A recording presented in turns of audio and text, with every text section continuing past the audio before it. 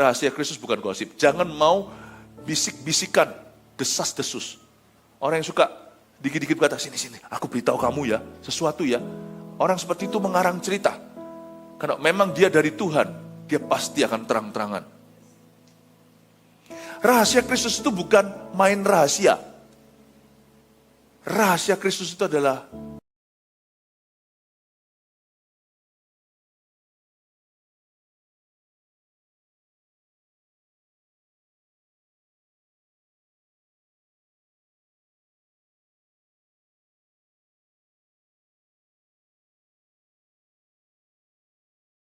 tetapi saling melengkapi, ya. Hari ini 4 kali saya akan berkhotbah menjawab pertanyaan hati. Ada 4 kata kenapa. Yang pertama nanti yang ibadah ini adalah kenapa hidupku terasa kecil dan tidak berarti. Kalau kita mau jujur ya, sekalipun mungkin kita mukanya happy, tapi hati mungkin nggak terlalu demen, nggak terlalu seneng sama diri sendiri. Nah, saya berdoa supaya kau sembuh hari ini. Nah, kebaktian berikutnya, kenapa aku gampang lemah di dalam? 3, kenapa aku, kenapa aku tidak sabaran terhadap saudaraku? Kenapa ya aku itu orangnya kok emosian ya? Nah, kenapa, yang terakhir, kenapa aku tidak bertumbuh dewasa? Ya, makanya itu hari ini bahasa Ibraninya versi Batam dekat Singapura, Jingtian Bu Hui Jia. Dan saya tadi juga waktu lari-lari cepat ke sini untuk bisa make it on time, ketemu sama beberapa jemaat yang OTW kembali ke Medan segala, naik kapal berapa hari nanti. Jadi transit langsung ke sini dulu. Puji Tuhan ya untuk semua jemaat yang baru dari Super Conference. Siapa yang dari Super Conference? Yeay, haleluya. Dan jemaat yang tidak hadir, cepet-cepet nanti nonton. Ada kasih karunia kedua, saya sudah buka di YouTube, supaya Anda mengikuti setiap sesi yang ada sampai sesi 9, yaitu sesi terakhir. Saya nggak kepingin satu pun di antara Anda ketinggalan berkat. Mari kita sekarang baca firman Tuhan, yaitu di Efesus pasal 3, 13 ayat 1 sampai 13. Saya baca dulu semua, nanti saya bahas ayat per ayat. Hari ini kita Bible study sedikit supaya pertumbuhan rohani kita cepat. Ini adalah surat Paulus di Efesus, gak gampang dimengerti, makanya saya harus kupas. Kalau sama firman, sama buku-buku di Alkitab jangan tebang pilih. Semua masing-masing itu nutrisi dan gizi. Rahasia panggilan orang-orang bukan Yahudi begini bunyinya ya. Itulah sebabnya aku ini Paulus, orang yang dipenjarakan karena Kristus Yesus, untuk kamu orang-orang yang tidak mengenal Allah. Memang kamu telah mendengar tentang tugas penyelenggaraan kasih karunia Allah yang dipercayakan kepadaku karena kamu, yaitu bagaimana rahasianya dinyatakan kepadaku dengan wahyu, seperti yang telah kutulis di atas dengan singkat. Apabila kamu membacanya, kamu dapat mengetahui daripadanya pengertianku akan rahasia Kristus, yang pada zaman angkatan-angkatan dahulu tidak diberitakan kepada anak-anak manusia, tetapi yang sekarang dinyatakan di dalam roh kepada rasul-rasul dan nabi-nabinya yang kudus. Yaitu, bahwa orang-orang bukan Yahudi karena berita Injil turut menjadi ahli-ahli waris dan anggota-anggota tubuh dan peserta dalam janji yang diberikan dalam Kristus Yesus. Dan dari Injil itu aku telah menjadi pelayannya menurut pemberian kasih karunia Allah yang dianugerahkan kepadaku sesuai dengan pengerjaan kuasanya. Kepadaku yang paling hina di antara segala orang kudus telah dianugerahkan kasih karunia ini untuk memberitakan kepada orang-orang bukan Yahudi kekayaan Kristus yang tidak terduga itu, dan untuk menyatakan apa isinya tugas penyelenggaraan rahasia yang telah berabad-abad tersembunyi di dalam Allah yang menciptakan segala sesuatu, supaya sekarang oleh jemaat diberitahukan pelbagai ragam hikmat Allah kepada pemerintah-pemerintah dan penguasa-penguasa di sorga, sesuai dengan maksud abadi yang telah dilaksanakannya dalam Kristus Yesus Tuhan kita. Di dalam Dia kita beroleh keberanian dan jalan masuk kepada Allah dengan penuh kepercayaan oleh iman kita kepadanya. Sebab itu aku minta kepadamu supaya kamu jangan tawar hati melihat kesesakanku karena kesesakanku itu adalah kemuliaanmu. Saya bahas ayat per ayat, Ini Paulus ceritanya gampang kok. Dia cerita tentang rahasia Injil juga untuk orang-orang non-Yahudi. Karena zaman itu orang-orang Israel gak percaya kalau orang-orang non-Israel bisa diselamatkan tanpa sunat. Paulus mengajarkan bahwa keselamatan itu hanya karena kasih karunia. Siapa di sini yang diselamatkan hanya karena anugerah Allah? Kita tinggal percaya. Tapi saya mau coba jelaskan dalam konteks pergumulan pribadimu, yaitu kenapa sih aku itu kadang-kadang atau sering merasa hidupku itu kecil, gak berarti lagi. Nah, saya coba bahas dari sudut pandang itu. Kita lihat ayat 1, kita tahu Paulus dipenjarakan. Itulah sebabnya aku ini Paulus, orang yang dipenjarakan karena Kristus Yesus untuk kamu orang-orang yang tidak mengenal Allah. Dia tulis surat kepada orang-orang Efesus yang notabene bangsa Yunani. Mereka non-Yahudi. Dia bilang, aku ini dipenjara karena kalian. Hebat ya Paulus itu ya. Kalau kita dipenjara sudah gak bisa lihat keluar. Kita sudah merasa mati kutu, kita merasa sudah skakmat atau sudah diskakmati, kita gak bisa berbuat apa-apa, kita mengeluh, kita kecewa, kita membenci Tuhan. Kita merasa gagal total. Ya memang sih Paulus dipenjara bukan karena kriminalitas, tapi karena Injil. Makanya jangan hidup dalam dosa. Supaya kalau ada perkara susah menimpamu, tidak ada penyesalan di hatimu, yang ada adalah percaya diri. Meskipun kita belum mengerti mungkin apa yang jadi rencana Tuhan sekarang, janganlah menilai hidupmu dari kondisimu hari ini. Main tenis itu, jangan terus lihat scoreboard atau papan angka. Nanti dicemes terus sama lawanmu. Tidak baik kita menilai diri kita dari hari ini saja. Kecuali kalau kau nilai dirimu dari taburanmu. Kalau hari ini aku menabur benci, sekalipun hari ini seolah-olah kau hidup happy, hati-hati. Tapi mungkin hidup kita susah, tapi kalau kita tabur syukur dan taat pada firman, berbesarlah hati. Belum game over. Mungkin hari ini kita ngalami goncangan ekonomi. Mungkin hari ini orang tua kita, mungkin di sini ada anak-anak muda yang papa mamanya geger melulu.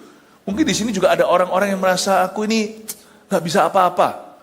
Please don't judge yourself, jangan hakimi dirimu per today atau berdasarkan hari ini. Paulus dalam penjara pun dia berkata, aku ini dipenjarakan karena dia bisa melihat maksud Tuhan. Dia bisa melihat tujuan. Jangan cepat down ya, katakan kanan kirinya, jangan cepat down. Kita memang perlu banyak berdoa, termasuk untuk Indonesia, bangsa kita. Tidak sedikit orang-orang juga kehilangan lowongan kerjanya. Tapi tolong jangan cepat down.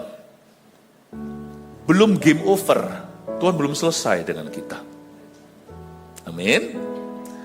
Memang kamu telah mendengar tentang tugas penyelenggaraan kasih karunia Allah yang dipercayakan kepadaku karena kamu.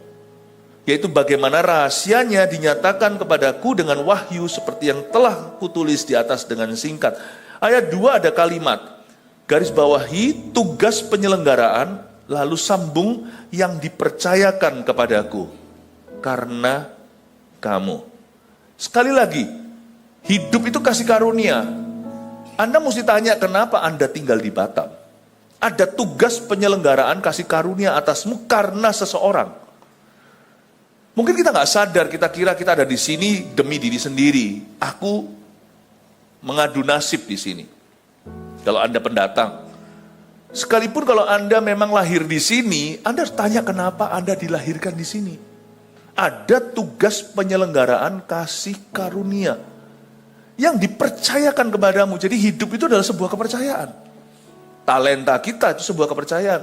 Nggak mungkin Tuhan kasih saya kemampuan untuk nyanyi kalau untuk nyanyi di WC only. Nggak mungkin dikasih yang ekstra merdu. Kalau hanya untuk nyanyi untuk diri sendiri. Suara kita itu selalu merdu. Didengar oleh diri sendiri, ya kan? Saya punya seorang teman. Wah, nyanyinya itu benar-benar dia itu bisa luar biasa. Kuncinya tuh miring. Kuncinya kunci apa? Kita ada kunci G, ada yang kunci D, kunci C. Dia itu selalu C++ atau C-. Tapi dia kalau nyanyi, orang lain yang mau meledak telinga, tapi dia merdu tuh rasanya. Dia merasa suaraku paling enak, pede lagi, percaya diri. Kalau memang ya hanya untuk nyanyi bagi dirimu sendiri, nggak mungkin dikasih semerdu itu. Kalau memang hanya supaya kita itu bisa jadi kaya only, nggak mungkin kasih kepintaran yang luar biasa. Nggak mungkin. Ada tugas penyelenggaraan untuk setiap talenta. Dan tentunya gereja adalah tempat latihan. Dari gereja kita diutus oleh Tuhan. Di gereja ini kita memperoleh keahlian-keahlian, pelbagai hikmat tadi itu. Ditambah-tambahkan karena kita itu tertanam. Kalau tertanam ya otomatis akan berbuah. Dan ingatlah segala sesuatu that you acquire, apapun yang Anda adopsi, dapatkan dalam kerajaan sorga ketika ikut Yesus. Itu pasti karena, bukan untuk dirimu, tapi karena seseorang. Saya tahu dalam hidup saya sendiri, sejarah hidup saya, kenapa saya ini termasuk seperti salmon. Kalau tahu ikan salmon, dia itu melalang buana, ini balik lagi ke tempat aslinya. Saya itu keliling dunia, balik ke Surabaya, tempat kelahiran saya. Saya sempat di Taiwan. Saya sempat sekolah di Taiwan waktu kecil. Sempat juga waktu SMP saya di Singapura. Lalu habis itu SMA. Di situ saya ketemu Tuhan di Kanada. Muter gitu. Pasti ada tujuan. Ternyata tugas penyelenggaraan. Meskipun saya belum kenal Tuhan loh saat itu. Tuhan itu daulat dalam hidup kita. Itu sebelum kita tahu maksud-maksudnya.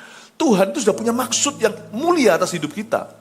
Sekarang saya ngerti semua keliling dunia itu memberi saya kemampuan. Saya bisa bahasa Chinese, saya bisa bahasa Inggris. Bukan supaya saya hanya melayani sampai ke satu bangsa, tapi supaya Yesaya 49 menjadi terang bagi bangsa-bangsa. Bukan saya, tapi kita. Nama Yesus diproklamasikan sampai ke ujung dunia. Waktu dulu saya di Singapura sekolah, itu saya berantem. Musuh bebuyutan saya itu orang Taiwan. Ya, sekarang udah bukan zamannya biografi saya sekarang. Meskipun masih ada di Pustaka Raja Wali. Sekarang biografinya anak-anak muda.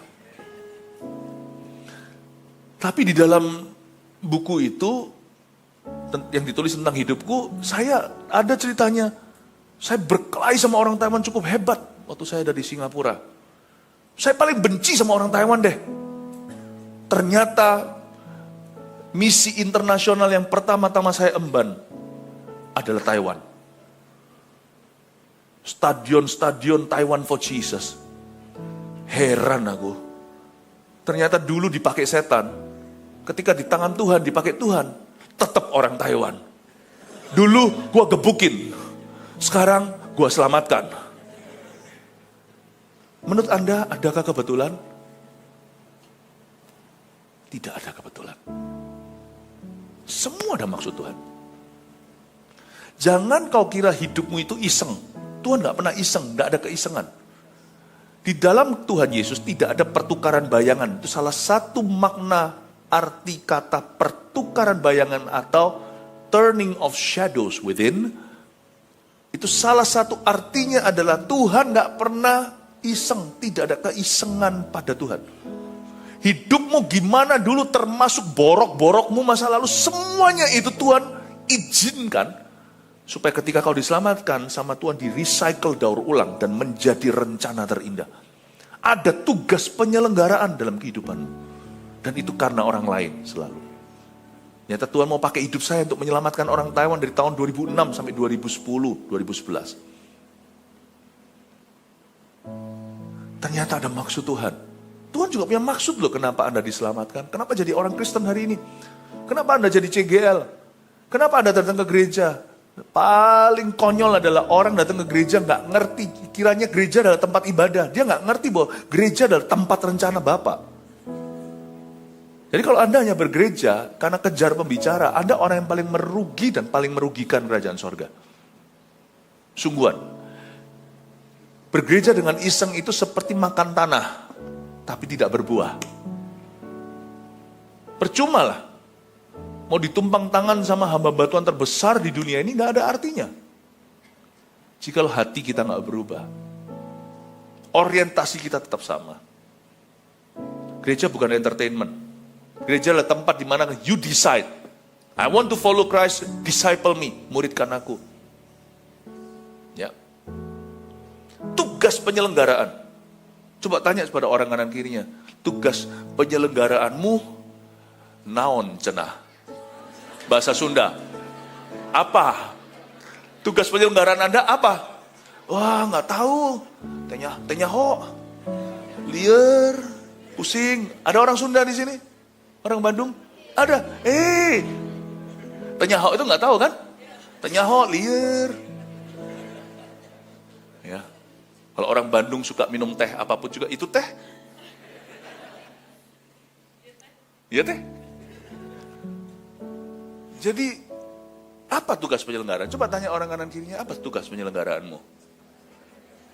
Jangan dijawab sekarang, renungkan. Ayat 3, yaitu bagaimana rahasianya dinyatakan kepadaku dengan wahyu, seperti yang telah kutulis di atas dengan singkat. Ternyata kita nggak bisa menemukan tujuan hidup kita lewat kuliah. Kuliah itu menentukan jurusan, tapi tidak menentukan tujuan. Tujuan hidupmu hanya ditentukan lewat pewahyuan. Hanya kalau Tuhan mewahyukan di hatimu, makanya itu kita perlu cari Tuhan. Terjadinya rahasia hidupmu itu, ketika Injil diberitakan, itu pewahyuan. Wow, pertama-tama pewahyuannya bukan soal tujuan, tapi pertama-tama adalah arti kehidupan. Atau your value, nilai hidupmu. Ketika Tuhan berkata, I love you, kita serasa seperti Yesus sendiri berkata kepada kita, aku mengasihimu. Di saat itulah kita lahir baru. Tapi ternyata I love you itu panjang ceritanya. Dari sana Tuhan tuntun Anda ke rumput hijau dan air tenang. Tuhan tuh gak pernah berhenti sampai akulah gembalamu. Lalu dia akan menuntunmu ke jalan yang benar. Sudah benar dulu, kita kira sudah cukup sampai benar, aku mau masuk sorga suatu hari, Tuhan berkata tidak hanya itu. Akulah jalan bagimu juga di bumi. Nih, aku tuntun kamu, rumput hijau kita lihat, air tenang. Bukan berarti tidak ada masalah, Anda akan selalu hidup dalam satu janji ke janji berikutnya dikenapi. Wahyu, katakan wahyu. Sini ada Bapak Wahyu. Paling kasihan adalah orang yang namanya Wahyu tapi dia miskin pewahyuan. Seorang pria bernama Dermawan tapi pelit setengah mati. Budiman tapi orang jahat. Hati-hati ya, namamu tidak mewakili. Kalau memang di sini ada Pak Wahyu, sekarang dia nggak berani angkat tangan. Hendaklah hidupmu penuh dengan pewahyuan. Ya. Apabila kamu membacanya ayat 4, kamu dapat mengetahui daripadanya pengertianku akan rahasia Kristus. Paulus itu dalam sekali. Kalau dia ngajar ya, itu seperti Tuhan buka. Tapi sebelumnya kita kurang ngerti. Demikian kalau kita baca surat Paulus, waktu kita baca biasa, apa ini? Kayak permainan kata-kata, ternyata dalam. Karena yang disampaikan oleh Paulus adalah pengetahuannya akan rahasia Kristus. Mau tahu rahasia Kristus apa? Rahasia Kristus bukan gosip. Jangan mau bisik-bisikan, desas-desus. Orang yang suka dikit-dikit berkata, sini, aku beritahu kamu ya, sesuatu ya. Orang seperti itu mengarang cerita. Karena memang dia dari Tuhan, dia pasti akan terang-terangan.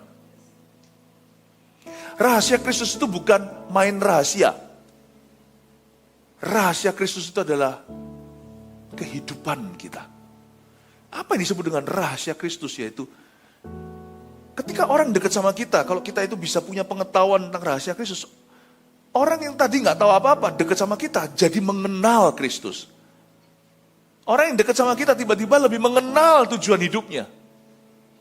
Jauhi orang-orang yang toksik, yang membuatmu jadi bingung, membuatmu jadi benci, memecah belah, gosip ria, suka menyebar kepahitan. Itu membuatmu bukan menjadi semakin mengenal Kristus, tapi semakin mengenal setan. Itu tidak membuatmu jadi lebih damai, sejahtera, tahu maksud kehidupanmu. Itu membuat Anda justru jadi alat setan yang dimanfaatkan. Hindari. Kita pun harus menjadi orang demikian. Orang dekat sama kita. Ngomong sama kita, bicara 5 menit saja. Ya udahlah, 15 menit, 5 menit terlalu cepat. Harusnya orang lain memperoleh berkat. Saya punya goal dalam hidup saya. Anda tidak perlu khotbah luar biasa, ini bukan soal jadi seorang pengkhotbah. Tapi kalau orang bicara sama Anda itu, muncul dimensi Kristus, wonderful counselor, penasihat ajaib. Mungkin kita nggak ajaib, tapi kita bisa jadi penasihat orang. Kalau orang bicara sama kita 15 menit saja, orang itu jadi rusak. Orang itu jadi pahit, jadi negatif, jadi kepahitan. You nggak sukses. Tapi kalau orang bicara sama kita 15 menit, orang itu jadi mengerti panggilan hidupnya. Orang itu jadi diteguhkan. Oh gitu ya, oh jadi, orang itu jadi seperti seolah-olah memperoleh jawaban. Anda adalah orang yang paling sukses. Meskipun mungkin uang kita di bank tidak seberapa. Sukses itu bukan berdasar materi. Tapi rahasia Kristus itu selalu tersingkapkan lewat kita. Please jadi jawaban, jangan jadi pertanyaan. Jadilah bagian daripada solusi, bukan dari masalah. Aneh ya, setiap kali ada huru hara mesti ada orang itu. Harus kita jadi orang begini, setiap kali ada orang yang mendamaikan, selalu orang itu lagi. Itu loh bagian dari solusi. Jangan jadi troublemaker, tapi jadi problem solver. Jangan jadi Shinchan. Shinchan, tahu Shinchan dia? Anak kecil nakal sekali itu. Jadilah anak baik Tuhan. Amin. Kita lihat sekarang ayat 5. Gimana caranya kita mengisi hidup kita dengan perkara-perkara yang berarti. Yang pada zaman angkatan-angkatan dahulu tidak diberitakan. Maksudnya di perjanjian lama orang-orang belum tahu. Bahkan nabi-nabi pun masih misterius. Ini artinya apa? Kepada anak-anak manusia. Tetapi yang sekarang dinyatakan di dalam roh kepada rasul-rasul dan nabi-nabinya yang kudus. Artinya gini loh, jangan terlalu terburu-buru untuk tahu segala sesuatu. Saya pun tidak tergesa-gesa. Semakin saya kenal Tuhan, semakin saya merasa saya nggak tahu apa-apa. Saya adalah mahasiswa lulusan seminari atau sekolah teologi. Biasanya ya, tahun-tahun pertama ya, kalau orang itu masuk ke sekolah teologi, orientasinya itu hanya pengetahuan. Wah, nanti akan tersesat. Seminari menjadi cemetery. Sekolah teologi menjadi kuburan sejati. Sedangkan orang yang orientasinya sungguh-sungguh terpanggil aja, bukan untuk cari pengetahuan, tetapi untuk diperlengkapi aja. Tahun kedua, semua kami termasuk saya merasa kayak saya tahu segala sesuatu. Tahun keempat ketika saya lulus, dapatkan S1, saya merasa Tuhan, waktu sebelum lulus itu saya berlutut di depan Tuhan, saya berkata, I don't know nothing. Aku tidak tahu apa-apa. Dan makin jalan ke sini, semakin saya merasa saya itu masih harus banyak belajar. Dulu waktu masih muda, kita semua berambisi untuk tahu segala sesuatu. Kontrol segala sesuatu. Gimana caranya? Everything must be in my control. Semua dalam kendaliku. Gimana aku jadi lebih hebat di area ini? Gimana jadi hebat di area itu? Saya dapati, semakin saya dewasa secara rohani, gak tentu bicara soal tua secara jasmani. Orang yang menua juga harus dewasa. Saya semakin belajar, hati saya itu lebih mudah berserah pada Tuhan. Saya berkata, Lord, it's okay untuk saya tidak control everything. It's okay, you don't have to tell me everything now. Kau tidak harus memberitahu saya segala sesuatu sekarang. Karena saya tahu mungkin sebagian besar kalau kau beritahu, aku tidak akan siap untuk mendengarnya. Jangan tergesa-gesa, yang pada zaman angkatan dahulu tidak diberitakan, nanti cepat lambat semua bukan hanya indah pada waktunya, tapi nanti semua akan diberitahukan pada waktu dan tempatnya. Akan dinyatakan nanti di dalam roh. Roh Kudus tahu kok waktu yang paling pas untuk kita tahu sesuatu. Jangan coba cari tahu sesuatu yang bukan wewenangmu. Jangan kepo secara rohani, itu akan merusak imanmu. Saya pernah ditanya sama seseorang, ini pertanyaan klasik sekali. Pastor Philip, waktu itu saya lagi, setelah ulang tahun yang ke-50, Jemaat di Mother Church atau di gereja pusat kita di GMS Surabaya Barat, very kind, merayakan, padahal saya itu orangnya kalau yang gitu-gitu, kalau merayakan apa-apa yang berhubungan dengan diri sendiri, saya itu biasanya tersipu-sipu, saya nggak cari yang begitu.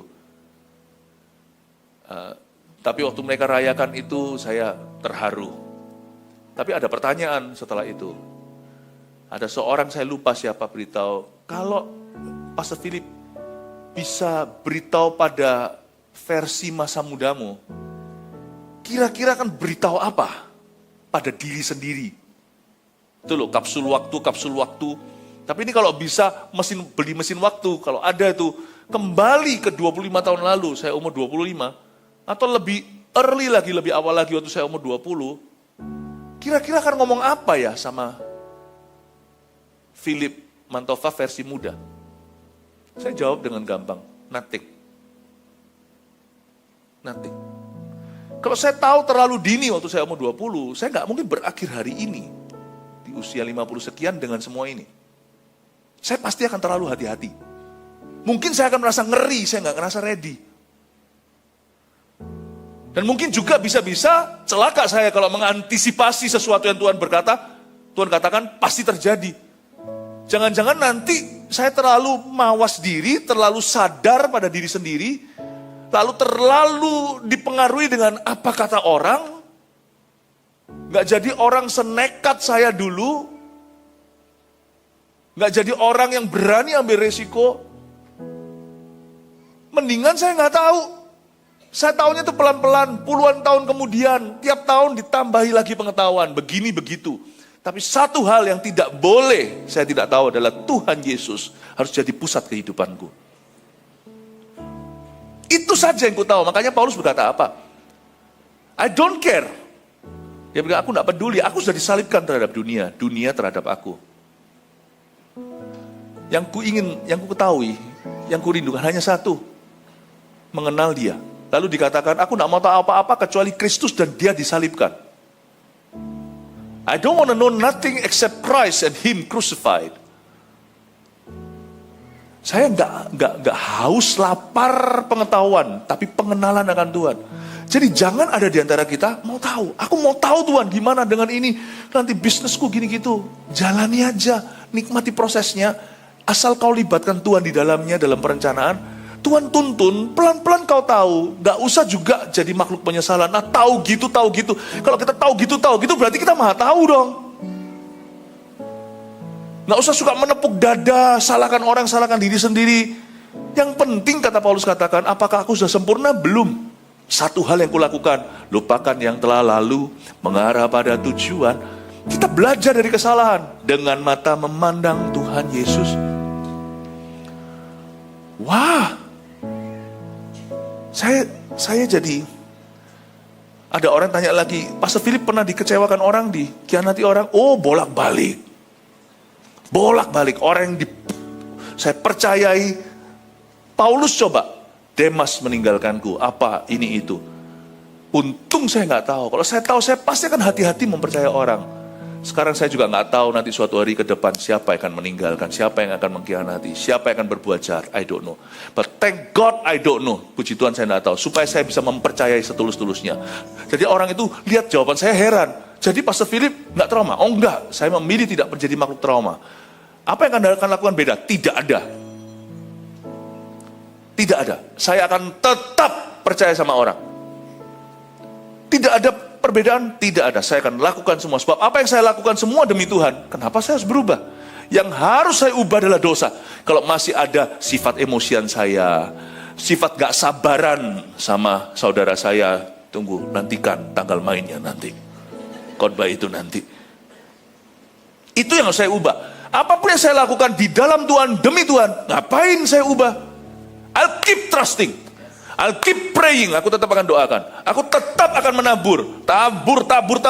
Ternyata nggak subur. Ternyata di atas aspal dicuri sama setan. Tabur. Semak duri. Ternyata ada maksud lain. Ya, maksud lain. Tabur. Ternyata tanahnya tipis, happy di depan. Wah, ini benar-benar sangat potensial. Seperti orang yang bisa, seperti seolah-olah kita bisa proyeksikan. Ternyata nanti mengecewakan. Thank God I don't know.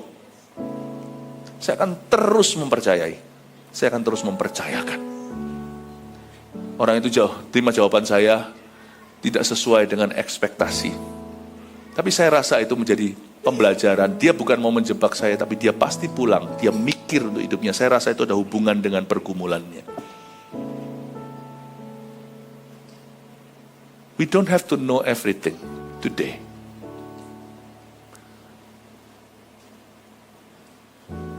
Apa itu? Drakor dulu itu yang apa? It's okay not to be okay. It's okay.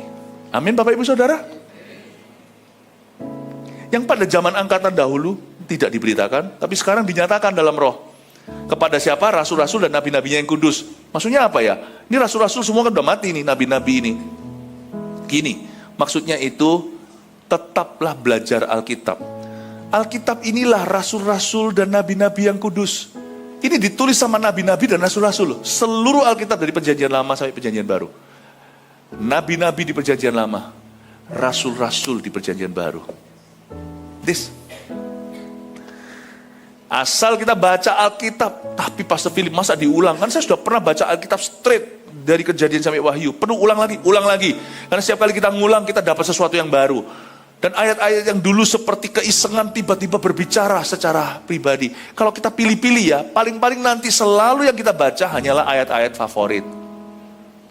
Hanya ayat emas saja. Nah, bayangkan kalau segala sesuatu di hidupmu itu terbuat dari emas. Aku bisa bayar hutang. Gak gitu mikirnya. Misalnya semua emas, mana seninya? Kalau gak ada kayunya, gak ada karpetnya.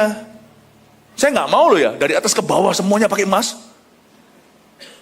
Saya nanti jadi robot. Kan tetap ada variasinya. Kalau Anda hanya baca ayat emas, hidupmu itu tidak akan ada kreativitas.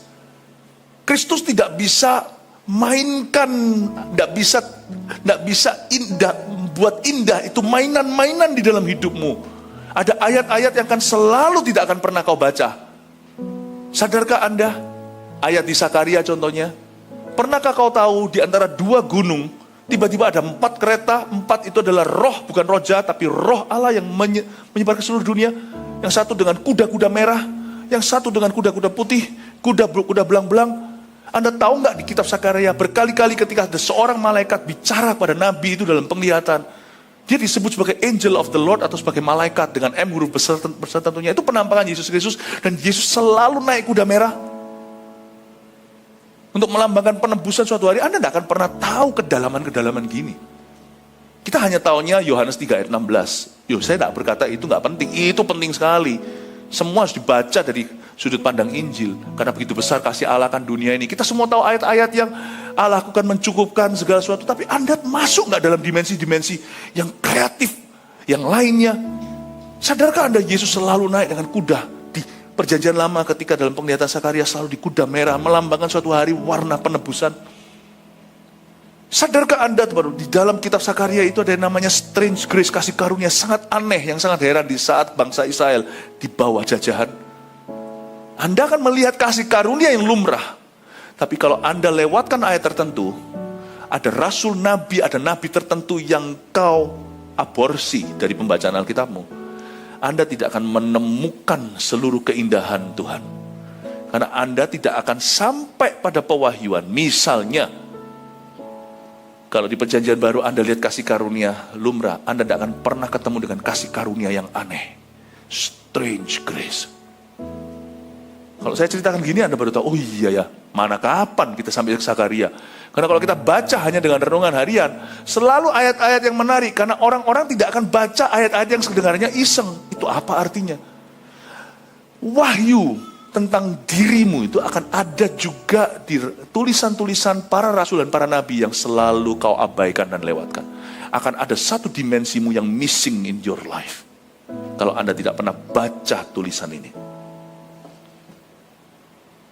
Pastor Philip kok bisa gitu ya pengetahuannya kan firman ya?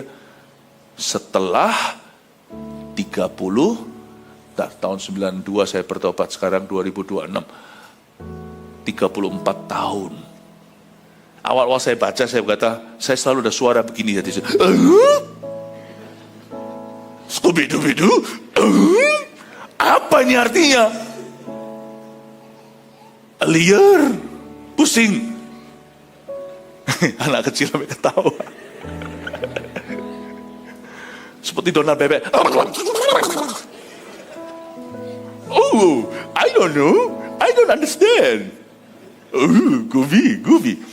Saya juga semua di sini Disney. Saya baca gini, apa sih? Nggak ngerti. What is this? Tapi lewat pengalaman hidup, ayat itu disempurnakan dalam saya, disempurnakan. And I have experienced some of the strangest grace in my suffering. Dalam masa-masa affliction, ketika kami mengalami masa-masa paling sulit, kami mengalami the strangest grace, kasih karunia yang paling aneh dalam hidup kami. Sayang kalau Anda pilih-pilih, hidupmu akan kehilangan beberapa arti. Saya sarankan Anda terus baca Alkitab, selesaikan, ulang lagi, selesain lagi, ulang, sapu bersih, teratur, berapa pasal, itu nggak bisa lewat. Soalnya kalau kita makannya pilih-pilih, nanti junk food melulu, nanti kita selalu akan, makanya itu masakan rumah itu yang terbaik, ya kan? Udah ditata 4 sehat 5 sempurnanya. Bukan aku maunya cuma itu doang. Saya merasa nanti, saya percaya akan ada arti kehidupanmu yang disembunyikan di tulisan-tulisan Rasul dan Nabi yang akan dinyatakan dalam roh kepada Anda saat Anda membacanya. Amin Bapak Ibu. Puji Tuhan. Yaitu bahwa orang-orang bukan Yahudi karena berita Injil ayat 8 tadi, turut menjadi ahli waris dan sebagainya. Kita lihat ayat 8. Kepadaku, kata Paulus, yang paling hina di antara segala orang kudus telah dianugerahkan kasih karunia ini. Kata paling hina di situ bagus sekali. Artinya paling kecil. Kata paling hina di sana artinya dalam bahasa Inggrisnya less than the least, atau aku yang paling kecil dari yang paling kecil. Aku yang paling belakang daripada yang terbelakang. Paulus itu merasa dirinya itu bukan apa-apa, bukan siapa-siapa. Aku ini paling kecil. Di sini kita diajari lewat ayat ini, it's okay kalau Anda merasa hidupmu kecil. Asal keputusan hidupmu adalah Tuhan. Karena segala sesuatu yang besar sekalipun dimulai dari yang kecil. Paulus berkata, setialah dalam perkara-perkara sederhana. Aku pun bermula dari seorang yang bukan apa-apa. Malah justru aku lebih kecil dari para rasul-rasul dan semua orang kudus. Karena aku adalah penganiaya jemaat. Aku itu mulainya bukan dari 0, dari minus, kata Paulus. Jangan kau nilai dirimu dari di hari ini, kejadian hari ini, atau apa yang kau miliki tidak miliki. Tapi juga janganlah Anda itu putus asa kalau permulaan Anda sederhana, baik itu bisnis, pekerjaan, kuliah. Keluargaku bukan keluarga gimana, bukan keluarga ningrat, kami ini keluarga rakyat biasa. Jangan berkecil hati. Semua nanti ada pada keputusanmu. Dan Tuhan yang akan menambahkan, ketika kau cari kerajaan sorga dan kebenarannya, ditambahkan segala sesuatu yang tidak kau duga. Tambah-tambahan Tuhan itu selalu tidak pernah kau lihat dengan mata, belum kau dengar, belum kau pikirkan. Tuhan punya matematika agak beda, agak lain. 5 tambah 2 sama dengan 7 kalau Tuhan sama dengan 5.000 orang makan. Karena itu percayakan aja departemennya Tuhan. Lakukan departemenmu. Departemenmu adalah perkara kecil. Pastikan jangan kau remehkan. Aku hari ini pas-pasan. Gak bisa nabung. Bohong. Mungkin terlalu kecil untuk kau tabung kan? Bisa. Kalau nggak bisa hargai 100.000 rupiah, Tuhan akan mempercayakan juta pada Anda. Pasti bisa.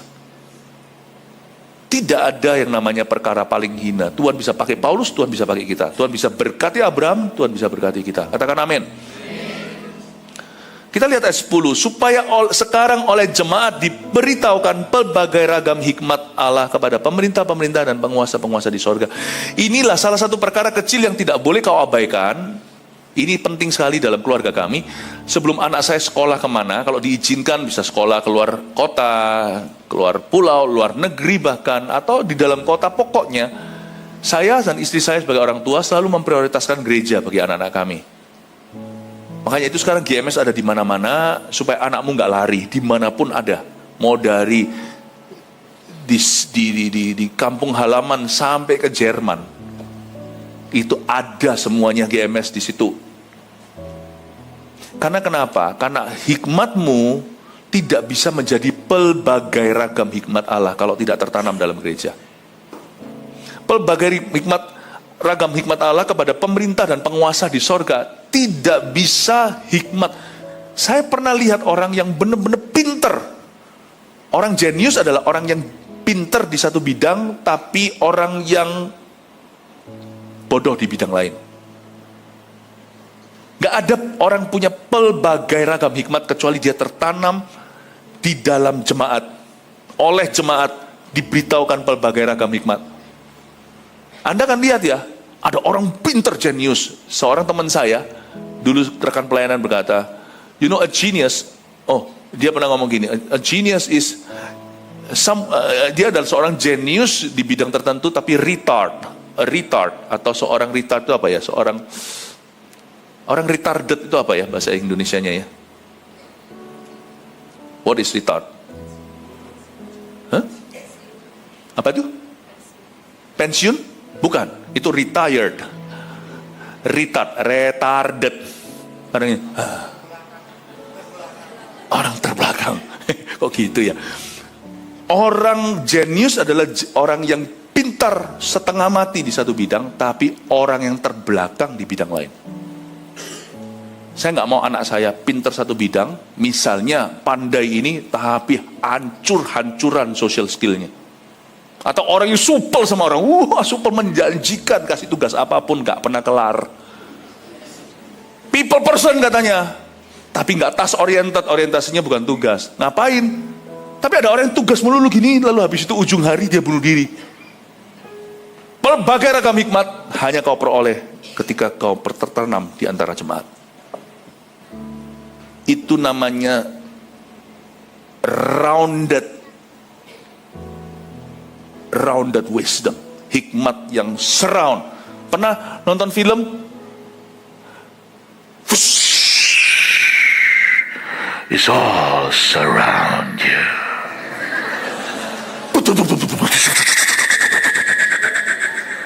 It's all around you. Hikmatnya itu lingkar.